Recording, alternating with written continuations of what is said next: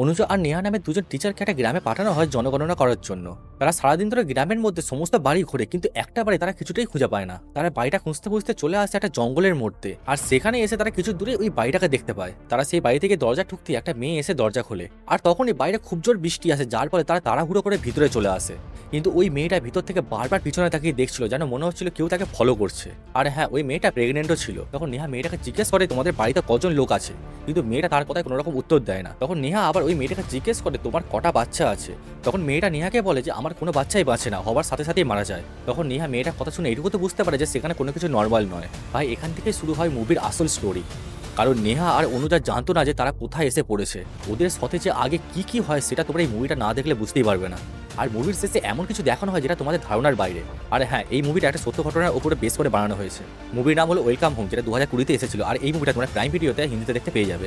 আর হ্যাঁ, যাবার আগে চ্যানেলটাকে অবশ্যই সাবস্ক্রাইব করে দিও।